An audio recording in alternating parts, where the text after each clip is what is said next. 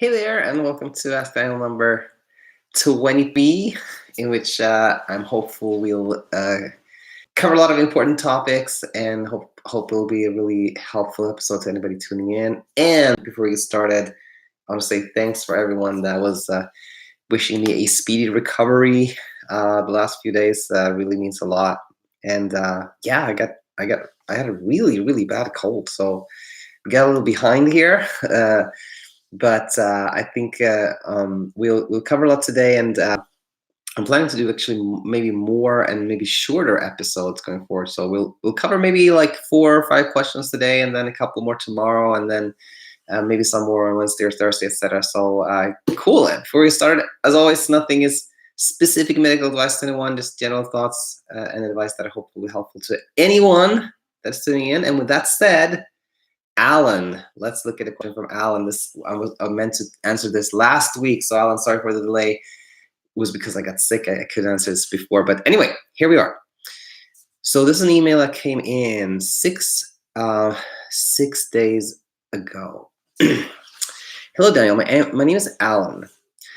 I'm a 30 years old male. September 13th, 2019. I woke up unable to urinate normally. This went on for a couple of weeks. Saw a urologist, found nothing wrong. I now urinate very small amounts frequently during the day. By September 19, I started having problems with bowel movements, unable to pass stool. Bowel movements were dry and undernourished, like I'm not getting nutrients. I had an MRI done October 5th with no obstruction. I then noticed I had lost 5 pounds, went from 263 to 259. I had an HIV test that came back negative. All of a sudden, I started having problems staying asleep. My weight continued to decline with muscle loss, major loss of appetite. By October 20th, my weight went down to 250. I've taken Ambien, muscle relaxers, antidepressants. They all didn't keep me asleep. As I've taken in the past 6 months, they just seem to make me sleep worse. They cause excessive dry eyes and dry mouth. I have a burning sensation in my head and pressure throughout the day. My eyelids are swollen, painful, very high heart rate. It's got up to 130 beats per minute at resting. November 5th, I had an MRI done of my face, brain, found minor optic nerve swelling. I also developed dry eyes and saliva decreases eye. Schreiner test came back with Sjogren's. I then developed a body temperature change. I feel cold all the time. Also, can't look at the sun. I have light sensitivity. I've been to the doctor several times at Kaiser Permanente. They won't help me. They keep saying anxiety. That's not it. My sleep is I'm not getting proper REM sleep. This is causing all these effects to my body by the thalamus. My vision also has declined. It's often out of focus. My pupils are small pins. My weight dropped down 234 from 263. I've gained some weight back slowly. I'm about 243 now. Other symptoms, I have some short-term memory loss. I feel fatigued all the time. My walking is slow, very hard for me to pick objects up, hard to focus typing. I've been unable to work, difficult engaging in conversation. I also sleep as if I'm awake the whole time. I have vivid dreams and come out of the dreams, and I can remember the dreams. No refreshing sleep in over a year. I recorded waking up at least 60 times in a night. It seems this may have been something that progressed throughout the years. I noticed in my pics from last 12 years, dark lines and bags under my eyes. I believe I have fatal insomnia or sporadic. To my knowledge, there's no cure for this rare brain disease. My muscles are declining as the weeks go by. I'm extremely scared. I try to explain to my dad. He disregards me. I really nobody else to turn to. If there's anything you could suggest, I would gladly appreciate it. Best, Alan. Well, first of all, Alan, thanks for reaching out. There's a lot of people that have similar concerns about these conditions that have unfortunately been, in my opinion, unfortunately called as, insomnias. They're really more like you say, prion diseases like neuromuscular problems. Now, I want to say that for all of the people that ask me about this, like, could I have a sporadic fatal insomnia? I want to say a couple of things. One is that there apparently now is a way to test for it. If you check out like Insomnia Insight number 284, there's a comment there from Chad, or I think he's called High Phil Invest, that kind of goes over how you can actually sequence your genome and check for it. I'm not 100% sure how feasible that is, but I feel like just knowing that it can be done pretty easily often is reassuring for people, because it's often the ambiguity, like the fact that there is no test for it, that really makes people anxious. So that's kind of one thing I always want to share. Number two, it sounds like you've had trouble sleeping for quite a long time, and these conditions, sporadic fatal insomnia or fatal familial insomnia, are rapidly progressing. When you read case reports, it's a matter of months before someone has really overt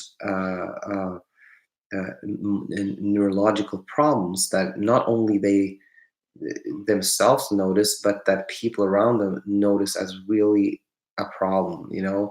I want to say that's a thing I tell to people generally is like, um, if if other people around you are noticing that you have obvious neurological issues, then that would make me more concerned actually than if somebody says it about themselves. Because when we're evaluating ourselves, we're it's hard to be objective. We feel things that that we interpret. So we feel something and then it feels really, well, this is a real problem. That can kind of be your brain that is just on the lookout. Your brain is kind of hyper alert. It's scared, and when we are scared, everything seems like really big, and we notice a lot of things that we wouldn't have noticed if we weren't scared, etc. So those are the things that I think are good to think about. And I hear how a lot of people, all the doctors say like, oh, it's just anxiety, or you say your dad is kind of just very dismissive, and that that's not helpful. Totally not helpful. But they may actually be trying to reassure you. They may be trying to tell you that there is no kind of physiological thing going on, or your dad may just be feeling like you're overworked or something like that. But I think it is, you can tell somebody that they're anxious, but that's not necessarily always helpful. It's usually best if you can then lead someone down the path. Okay, so what should you do, etc. So I don't think there was anything else. I feel like I I now feel like I should want to share, but I hope this was just at least somewhat helpful to you, Alan. And if you have any follow-up questions, then just please send me another email, and just hang in there, stay in touch, and let us know how things go. Yeah. Okay. So yeah, with that said, that was from Alan. I really felt bad because that took a long time to answer that one. And as we move forward, I think there was, oh yeah, there's a comment from Chad that I want to talk about. So let's do that.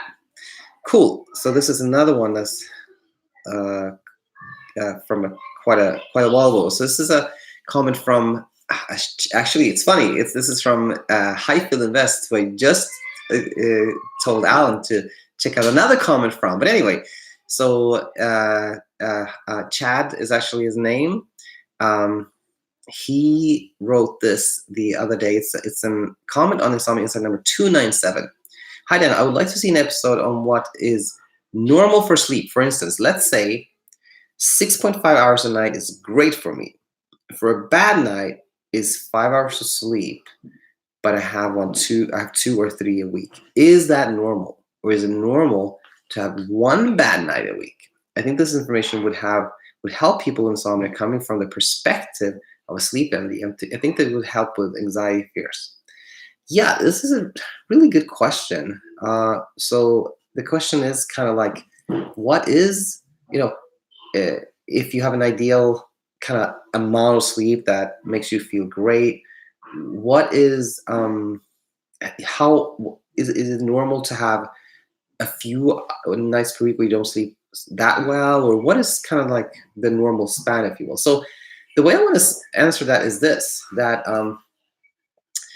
insomnia is completely subjective, and uh, and it is therefore it's not like you can answer by saying like, okay, if you ideally need 7 hours and you twice per night sleep 4 hours, then that is not good. But if you 3 times per night sleep, so much, then that's kind of normal. No, it's all about like perception, meaning someone can sleep. I have patients in clinic that have super erratic sleep patterns but don't perceive it as a problem, that sleep very little for a stretch of nights and then they sleep a lot other nights, or like they're all over the place, but they're like, oh, that's fine by me, I don't care. And other people that sleep a good amount of time and very regularly, but they're just not happy with it. They feel like, I'm not refreshed and I'm not getting a wake up too much, even though it's not that much. So I want to say this, that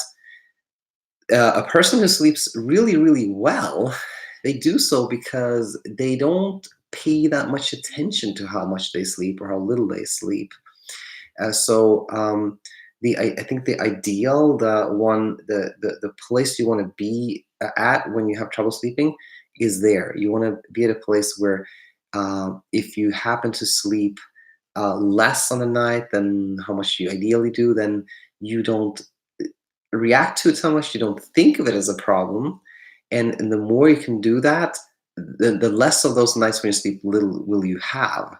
So I know I didn't, maybe not the exact answer that you expected, but I think that's really the most important answer. And before we leave, Chad here, he had sent me another question. This came in via LinkedIn. He asked, if you are going to be treated for anxiety, what anti-anxiety medication would you pick that has the least impact on how you sleep?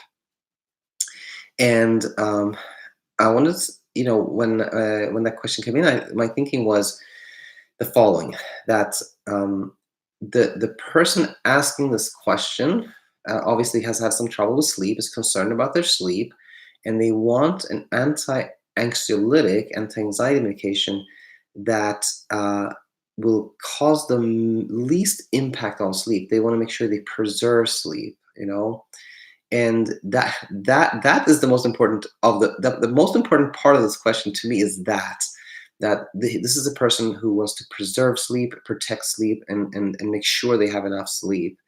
And that is the problem, in my opinion. It's the desire to kind of shelter sleep, make sure you get enough. That is ultimately what keeps you from getting really good sleep. Again, someone that sleeps fantastic, they don't do anything to protect their sleep. They don't think about sleep at all. They don't really pay any attention. When we try to do things to make sure we don't get insomnia, we don't lose sleep, then we're just actually worsening the problem, because whenever you do something to protect your sleep, you're kind of teaching your brain that losing sleep is not good. You have to do things to protect your sleep, which increases anxiety and preoccupation and worry, which then leads to actually losing sleep. So I would say the medications can, like anything else, like anything can have like a temporary negative impact on your sleep. Whenever you take a new medication, yes, they can cause some sleep disruption, but like significant long-term problem sleeping, medications are not the culprit. It is, again, our reactions, our beliefs, our habits that are the culprit. So that's what I have wanted to say for several days, Chad. And now I finally got to do this, to comment on that. So, Chad, I hope that helped. And with that, we will move along to a follow-up question from Angela. And myself and Stephanie answered a question from Angela in Ask Daniel number 22. And I kind of checked in with her after that, and she said the following. This was 4 days ago. Thank you for taking my question on your show. I found what you said to be beneficial. That if I can find some information regarding sleep not being detrimental to my healing, it will be a game changer. Just for a little, for those of you who didn't tune into that episode, a little background here. Angela has chronic fatigue syndrome and what was the other thing? Chronic Lyme disease, and basically was very. She said that other people can say that sleep isn't that important and that can actually help them sleep better.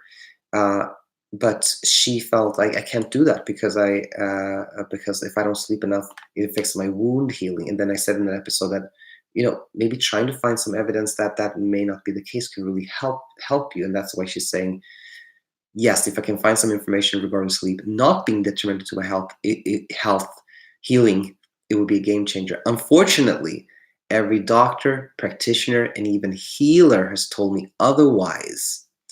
And I'm going to keep reading in a second, but I just want to take a second to comment on that. It is just like that. The common knowledge is that sleep is like super important for everything, and you have to make sure you get enough.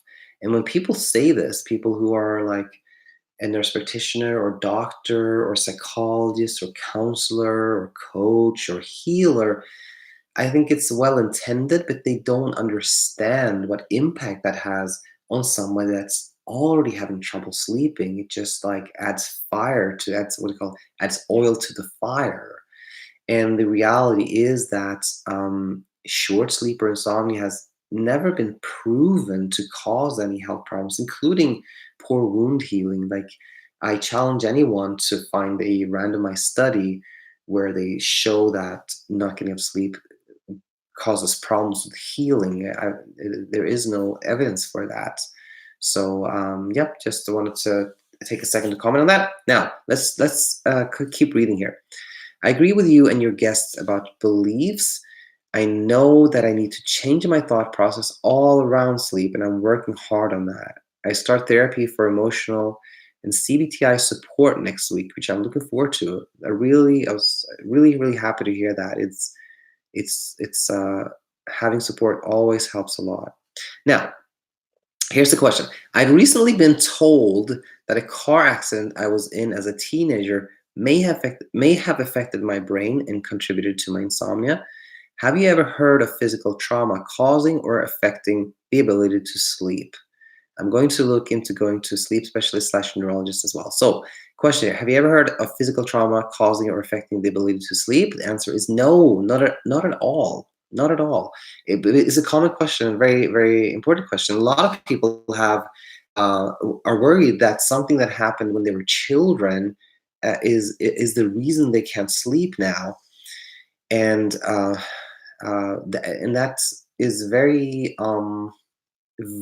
unhelpful to believe that, because if the reason you can't sleep is something that happened like 20 years ago, that's like things are hopeless because you can't change the past. It's unactionable. What's happened 20 years ago is what happened 20 years ago, and if that's causing you not to sleep now, then things are truly hopeless.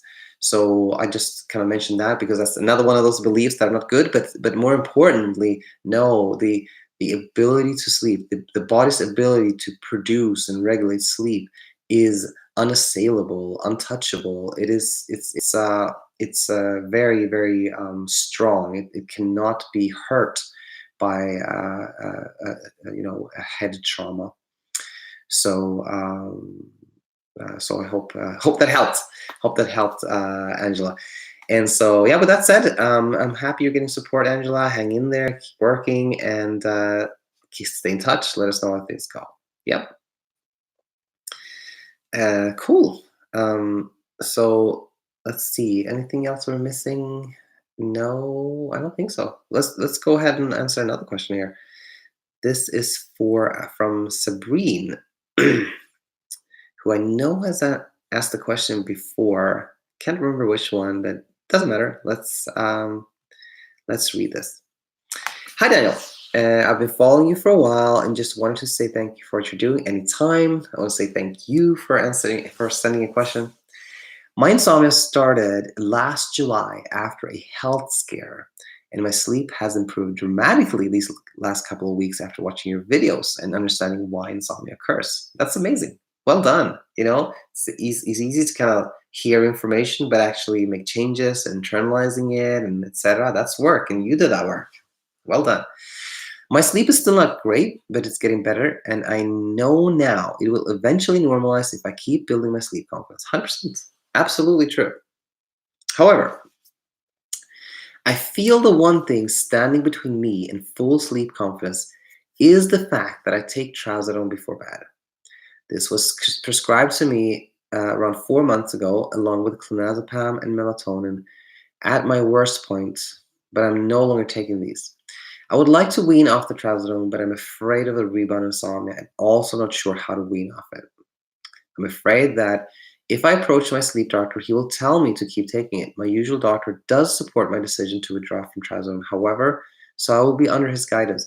However, he doesn't have much experience with Trazodone, so he's not sure what the usual tapering schedule is. So would love any tips or suggestions, which I have a lot. I have a lot of thoughts to share here, and I think I said that to Sabrine, and then I think she, let's see, sent kind of a follow-up email here. Thanks. Things have gotten better overall, but since I emailed you, I've had a setback, and that's been really difficult emotionally. My improvements started out with random 4, 5, 6 hour stretches with no waking or drifting semi-consciousness. These would happen maybe once every couple of weeks. Last week, I had about 3 to 4 days with 5 to 6 hour long stretches of sleep, which are amazing, and I was so convinced my insomnia was disappearing. The last few days since I emailed you about Trazodone, however, have been awful and have really gotten me down. The worst part about insomnia for me is the drifting, the feeling that I'm sort of semi-conscious all night, dreaming and remembering all my dreams and never quite feeling like I've fallen asleep. I'm not aware of my surroundings, just that I don't feel fully asleep. So for me, any night where I get 4 to 6 hours stretch where I actually feel like I slept is a big deal. Just for context, I don't do strict sleep restriction, but I only go to bed when sleepy, around 11, and I'm up at 7 a.m. to take my daughter to school. I have chronic fatigue, so I'm always tired and therefore can't really focus on how I feel after a bad night because I always feel pretty tired and sleepy regardless. Got it. So a few questions here. Number one, I know you say not to put a time limit on recovery, but are these setbacks common after having better nights? I feel like I keep falling into this pattern of a couple of days are okay and the rest are awful. It feels like those you talk about on your channel just keep getting better and better sleep with only small setbacks. I feel like I'm stuck in this terrible sleep cycle and occasionally have good days, which go back to being terrible. So I want to say this, setbacks are extremely common, and almost nobody has a kind of smooth recovery and just kind of get better and better. Most people have these nights, stretches on nights, where the insomnia kind of comes back really full force. That is very, very common.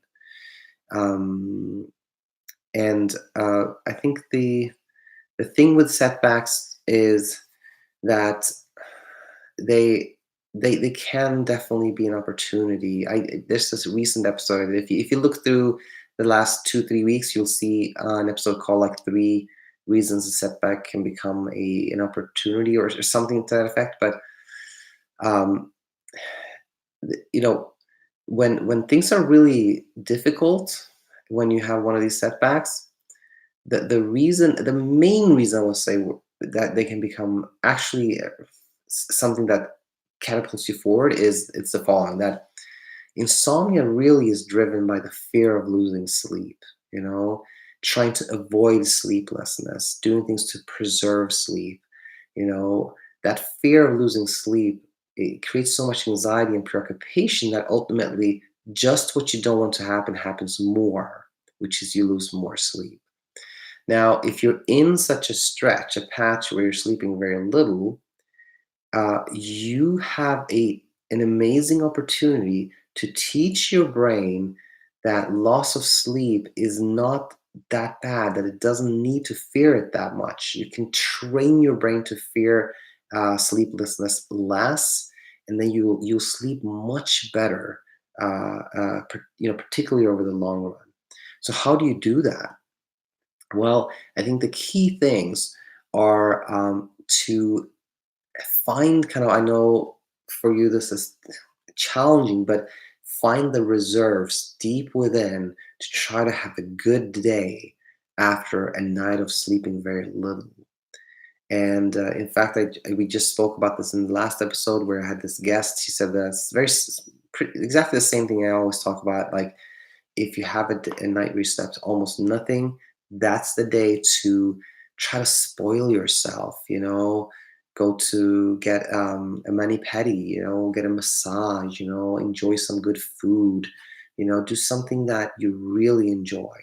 Because when that happens, you prove to yourself, to your brain, that even after not sleeping hardly at all, you can have a good day. And when that happens, it's like your brain becomes trained to see that, okay, I guess I don't have to be that fearful of losing sleep. It doesn't have to be that bad. And the more you do that, the more you train your brain not to fear losing sleep, the better things will get. 100%. Absolutely. All right. Let's go to question number 2. I haven't gone the sleep restriction path because I know that it will make me fixate on sleep and build my anxiety around sleep. I know you say to just go to bed 5 to 6 hours and then get up and live your life, but that's so hard when you're too sleepy to even open your eyes. So I'll end up just thinking about sleep all day, and that would make bedtime filled with expectations. Yeah, that's definitely a good point. And I want to say this, like the classic sleep restriction, like classic CBTI, is pretty much like that. Like, you know, get up at 6 and don't go to bed before 12, and then in classic CBTI they also like have you, fill out how much you slept, like what time you went to bed, how long it took you to fall asleep, how much you were awake. Like there's definitely a risk of like being fixated on sleep, which makes insomnia much worse. Totally. But I think you can still do things that could help you a lot. I think spending 8 hours in bed, which is sounds like you're doing, uh, may simply be too much at this time. It may not give you you may not have that sleep drive. The body may not really need sleep at 11 enough to put you into a nice sleep where you don't have this in and out superficial vivid dreams like where you feel you didn't sleep at all. So what could you do? I would say maybe you could do something like you know either just say, I'm going to go to bed an hour later than I usually do, you know, eh, you know, or get up an hour earlier than you usually do. Nothing extreme. That'll still give you like 7 hours in bed, and keep going with that. That could help. Or you could do this thing where you decide that 11 p.m. I'm going to stop checking what time it is, and then just go by how I feel. If I feel really sleepy right then and there, I go to bed. But if I don't feel sleepy, then I do something that I find take some pleasure in until did I say something off there? I do things, uh, y- backtracking a little bit here. I feel like I used the wrong word for a second there. So let's say at 11 p.m. you say, I'm not going to check the time anymore. And if you don't feel sleepy, then you do things you enjoy, read a book, listen to a podcast, etc., until you start feeling sleepy, and then you go to bed, and then you keep kind of not knowing what time it is. That way, you still have like an 8 hour opportunity to sleep if you need to, if you are sleepy. But if you're not sleepy when you went to bed, then you may actually go to bed later. So it is a little bit like sleep restriction, but a very, very mild form of it, which I think could work really well for you. So that was that one. Number 3. I don't have a lot of anxiety about going to sleep anymore. That is, I make my bedtime enjoyable and usually look forward to getting to bed. So why is my sleep still so bad? Okay, got it. Well, first of all, I think that's great. I think I make my bedtime enjoyable, usually look forward to bed, and I don't have so much sleep anxiety. That's fantastic. And I think there are two things that could be the case here.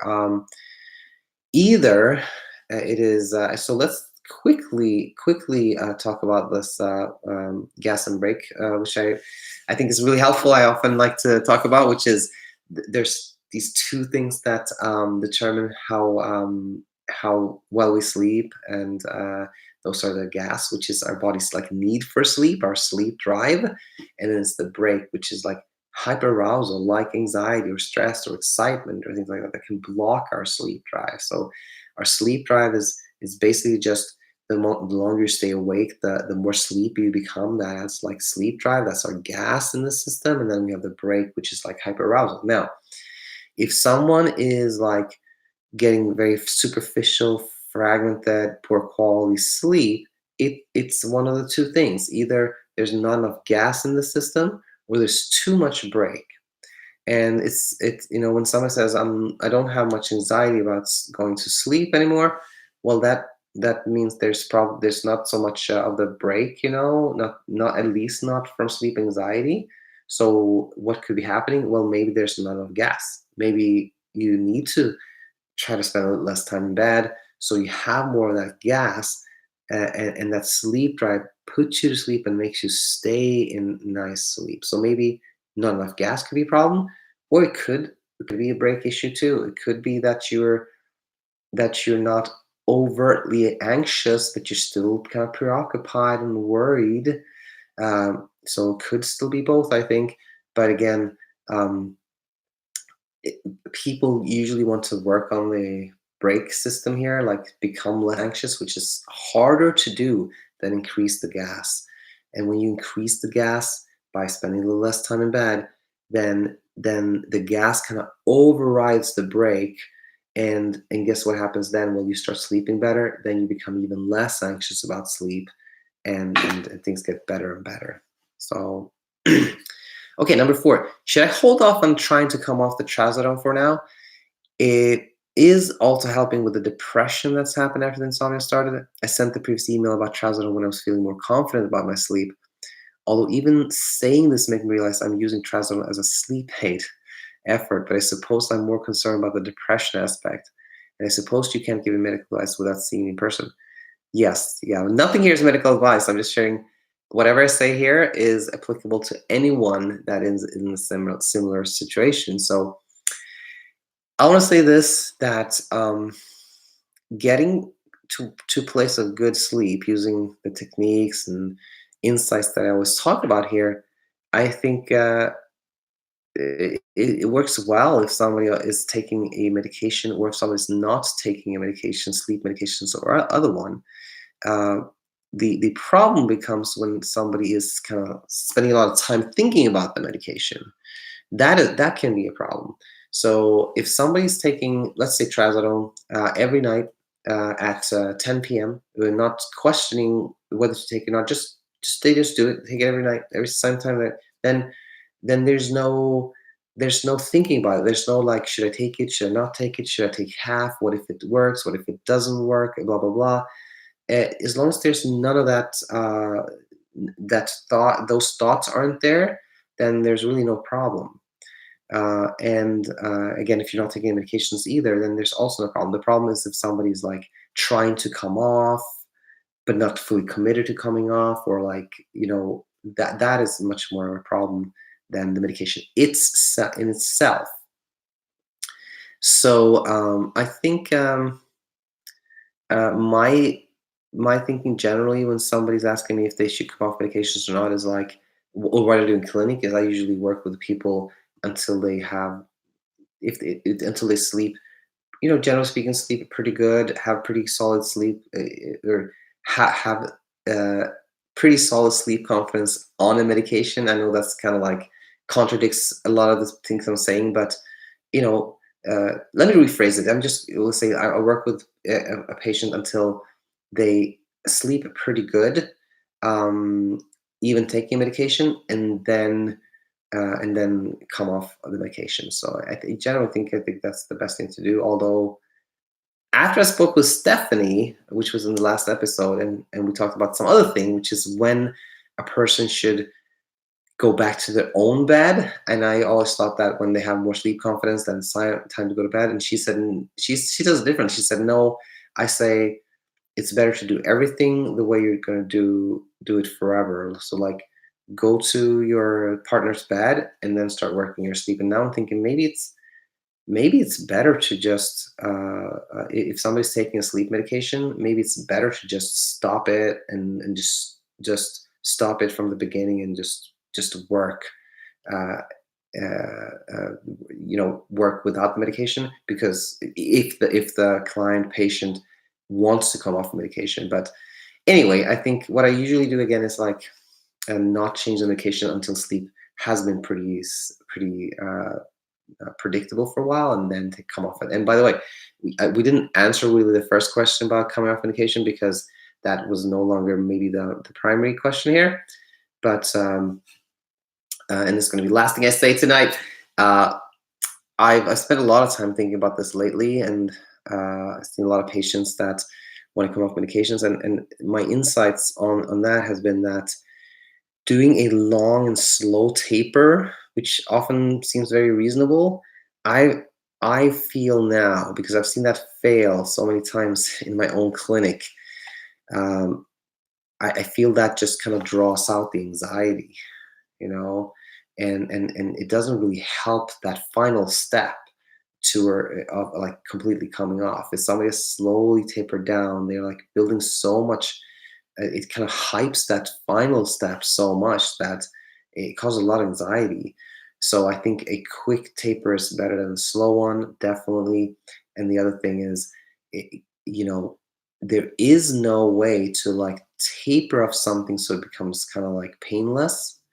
I think even if somebody's on this tiny, like, what's the word? Pardon me.